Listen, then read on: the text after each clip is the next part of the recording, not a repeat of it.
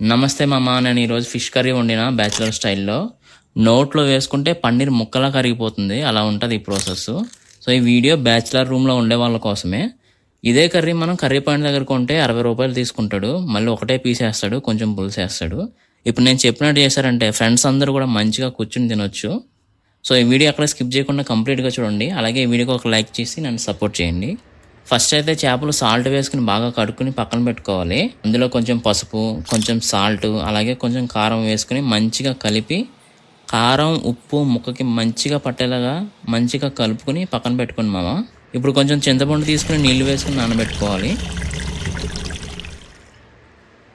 చలో ఇప్పుడైతే ఒక బౌల్ తీసుకుని మీకు సరిపోయినంత నూనె వేసుకోండి. నేనైతే 3 టేబుల్ స్పూన్స్ ఆయిల్ వేస్తున్నాను.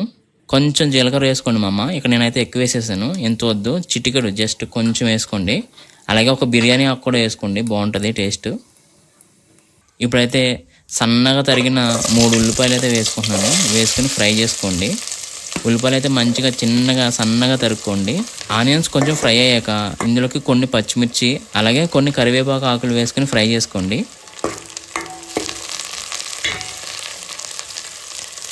ఈ ఆనియన్స్ పచ్చిమిర్చి కొంచెం దోరగా వచ్చాక సన్నగా తరుక్కున్న టమాటా ముక్కలు అయితే ఇందులో వేసుకుందాం.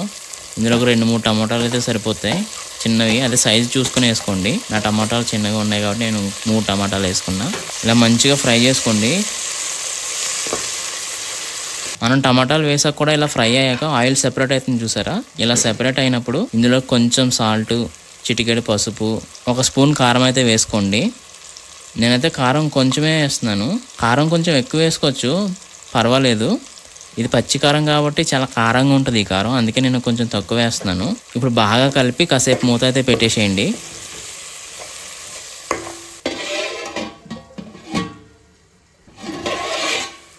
కాసేపు ఫ్రై అయ్యాక ముందు మనం నానబెట్టాం కదా చింతపండు, అది కొంచెం ఇప్పుడు వేసేసుకోవాలి.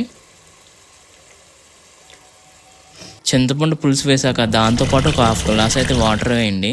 1/2 గ్లాస్ వాటర్ వేసాక బాగా కలిపి కొంచెం మరగనివ్వండి.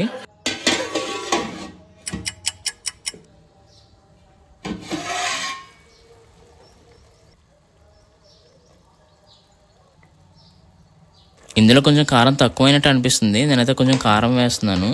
ఇలా పులుసు మరిగినప్పుడే మనం టేస్ట్ చూసుకోవాలి పులుసుని. అన్నీ సరిపోయినాయా, కారం ఉప్పు అన్నీ సరిపోయినాయా లేదో టేస్ట్ చూసుకోండి.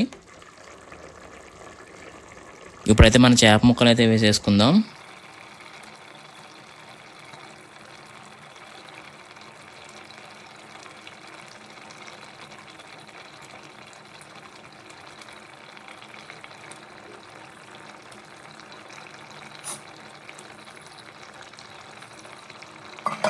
సో చేపలన్నీ వేసేసిన తర్వాత మూత పెట్టి కాసేపు ఉడకనివ్వండి.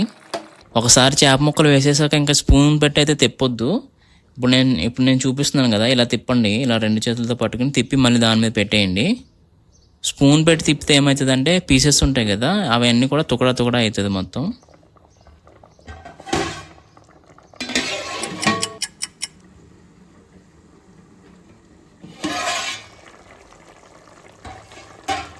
ఇప్పుడు లాస్ట్లో కొంచెం కొత్తిమీర వేసుకుని ఒక 2 మినిట్స్ ఉంచి స్టవ్ ఆఫ్ చేసేయండి.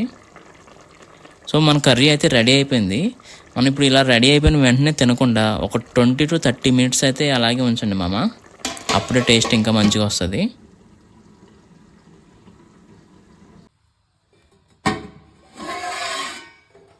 ఇప్పుడు ఎమ్మి ఫిష్ కర్రీ అయితే రెడీ అయిపోయింది. నోట్లో పెట్టుకుంటే పన్నీర్ ముక్కలా కరిగిపోతుంది మామ. సో ఈ వీడియో కనుక మీకు నచ్చినట్లయితే లైక్ చేయండి. అలాగే నేను పెట్టే వీడియోస్ కనుక మీరు మిస్ అవ్వకుండా ఉండాలంటే నా ఛానల్ వెంటనే సబ్స్క్రైబ్ చేసుకోండి. నా కంటెంట్ నచ్చితే కనుక నా ఛానల్లో ఇంకా చాలా వీడియోస్ ఉన్నాయి, వెళ్ళి అవి కూడా చూడండి. వచ్చే వీడియోలో మళ్ళీ కలుద్దాం. Thanks for watching.